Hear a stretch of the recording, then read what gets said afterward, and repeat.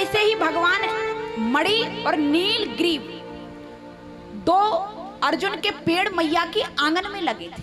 ये लीला बांधने की मैया ने ऊखल से कन्हैया ने इसलिए करवाई है, उनका उद्धार होगा। जाकर के एकदम कन्हैया ने देखो कि मैया ऊखल से बांध रही, जैसे ही रस्सी को लपेटे सोई 2 उंगल रस्सी कम पड़ जाए, फिर लेके आए, फिर लपेटे, फिर कम पड़ जाए। इस प्रकार से मैया पसीना पसीना हो गई, बार बार पसीना लपेटे। बात क्या, 2 उंगल रस्सी कम पड़ रही है। ऐश्वर्य और ममता, 2 उंगल रस्सी कम पड़ जा रही है। ऐश्वर्य कहता है ये भगवान है, इसको बांधो मत। इस किसी संसार के व्यक्ति की सामर्थ्य नहीं है जो भगवान को बांध लेगी।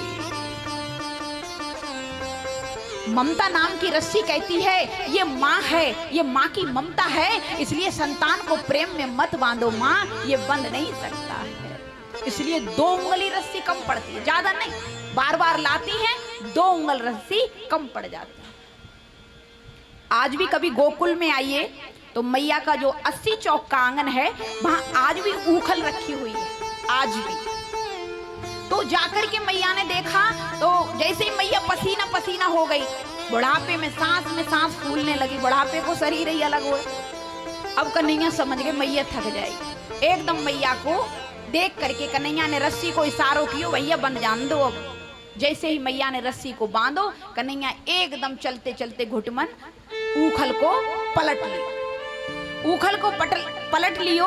और इधर 2 पेड़ जो थे मणिग्रीव और नीलार्जुन के 2 जड़ वृक्ष बन गए थे, नीलकुंवर और मणिग्रीव।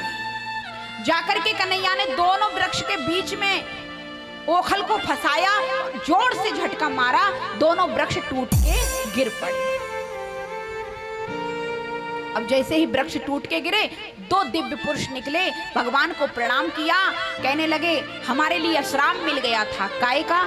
जब हम जाकर के जल में स्नान करने लगे, प्यारे नग्न अवस्था में जल में कभी स्नान नहीं करना चाहिए, चाहे आप घर की 4 दीवाली में ही क्यों ना नहा रहे हो, क्योंकि जल में वरुण देवता का वास है।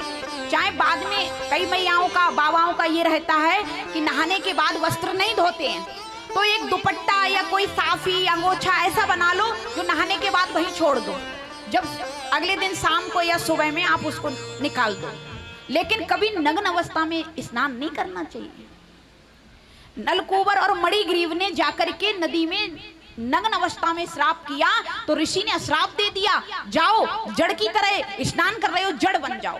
जड़ मानी वृक्ष, वृक्ष कभी कपड़े नहीं पहनते हैं, हाँ जी या ना जी, जड़ होते हैं, उनका क्या है। तो जड़ दोनों बन गए। जब उन्होंने अनुनय विनय की, संत की शरण पकड़ी, कहने लगे प्रभु कैसा श्राप दे दिया, वृक्ष बन जाएंगे तो हमारी क्या गति होगी। तो बोले कोई बात नहीं, अब श्राप तो नहीं जाएगा, लेकिन आप अनुनय विनय कर रहे हो तो एक उपाय बता दे रहा हूं। बोले जब तुम जड़ वृक्ष बन जाओगे, गोकुल में जाके बनोगे, भगवान एक लीला करेंगे ऊखल की, तब जाके तुम्हारा उद्धार हो जाएगा। तो आज भगवान ने उद्धार कर दिया।